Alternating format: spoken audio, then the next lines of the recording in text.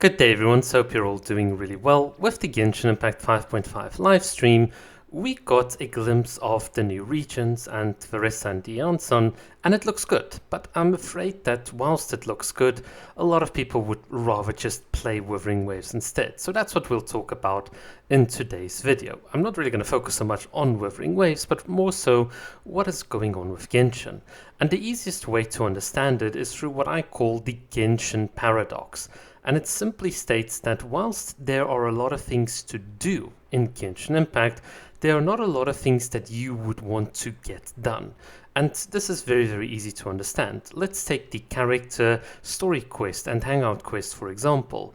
If you, right now, were given the opportunity to just sit and play through all the hangouts and all the character stories one after the other, you'll quickly realize just how monotonous, repetitive, and how the same formula is constantly being applied to these quests. Nothing new is changing, and it's the exact same thing with the overworld. So whilst Genshin Impact 5.5 has this amazing new area for us to play and explore, it's still going to be unlock the teleporter, beat these enemies, unlock that chest. Oh, here's a big long story quest.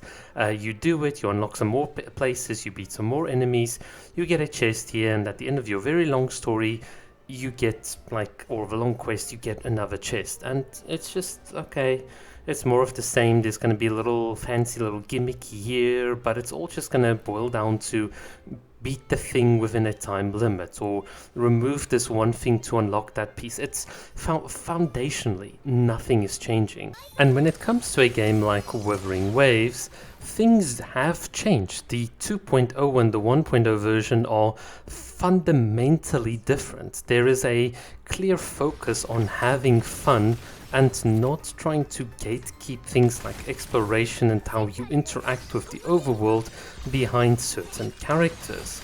And people can feel this. People can definitely feel the difference when they play for one game and they go to another game. I'm going to give you a very subtle example that not a lot of people have talked about, but in the Genshin Impact community, when Mavuika released, we saw that there was a infinite skill glitch. Now, I was one of the first people to pioneer this, but other people also quickly kind of figured it out, and effectively this meant that you could, with Mavuika, on her bicycle, traverse or ride infinitely in the overworld using this glitch. In fact, this glitch got so popular that a lot of people covered it on YouTube. Just go into your YouTube search bar, click Mavuika infinite skill glitch or infinite bike, and you will see tons and tons and tons of videos. Some of these videos with like over 10k views, 100k views, where people just want to learn how to get the infinite skill. And why is this important? Because it is fun. It is so cool just to be able to just drive wherever you want without restrictions. And yet what Genshin has done is said, well, if you want to do this the legit way, pay 1,400 or 5 or 2,000 whatever dollars, get the C6 Mavuika, and then if you are outside of combat, then you get the infinite bikes. You don't even get the infinite bike whilst being in combat, which is also silly. And you could see that just from that incident alone, and it's obviously been patched now, people were hungry. They loved it because it meant that you could play the game in a different way. Imagine you could use a character like Chaska, given to all players for free, even at AR1, and you can use Chaska to just speed through the air without any restrictions. That would be like so cool, wherever you want to be in Tevat. There are just so many different ways to really freshen up the existing experience, and yet I think Hoyo is dead set on making sure that they're going to monetize exploration advantages, and I don't think it's healthy. I don't think being able to lock exploration behind newer characters and especially like lots of new damage and HP inflation behind new characters is the way to go forward. It means that the devs aren't applying their minds to give you a fresh experience, to redefine how we should think and play the game. So it's not just about giving us more combat or all of these things, but giving us meaningful content when it comes to interacting and using our characters.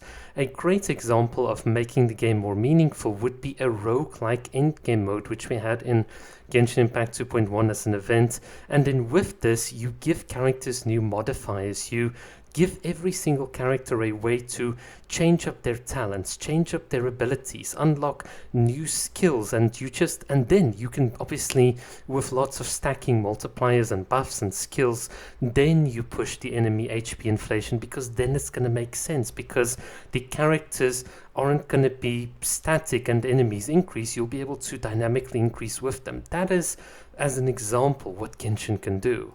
Regardless, it's not my duty to tell the developers how to best make their game future-proof. It is up to them to understand that if they seriously want people's money going forward, they're going to have to stop being complacent and actually work for it. And I think what you see with Wuthering Waves, and I'm going to give it until 3.0, if the Wuthering Waves Kuro can get 3.0 to also give you the same magic as 2.0, then I seriously think Genshin, Honkai Star Rail, and all of the other Hoyo titles are seriously going to be in trouble, because then it's going to show you that yes, it's not just about money and doing the same old formulaic thing because you're scared of taking a chance or whatever kind of horrible corporate excuse the Genshin devs have. It's about ensuring that fundamentally your players and your players' interest, i.e. having fun, is being put first. And until such a time, I'm sorry, Genshin can put in the most beautiful graphics, it's just not going to do it. In any case, people like myself, I've got double the content you guys have, because I'm going to explore out of bounds, I'm going to glitch the game. For me, Genshin Impact has taken on a very different kind of meaning in my life and how I want to enjoy the game, and it's just something that I often share on the channel as well. So do look forward to some wacky things coming on in Genshin 5.5. That's actually what I look forward to, is just being able to go out of bounds, take awesome pictures of Kokomi. In other words, it's almost like whatever the devs gave me, I'm going to ignore half of that and do my own thing. And that's, unfortunately, that says a lot. That tells you that, yeah, Genshin's just not doing it. Okay, I'm not going to stretch out the video to 8 minutes. I'm just going to end it here. Let me know your thoughts, and yeah, see you all around.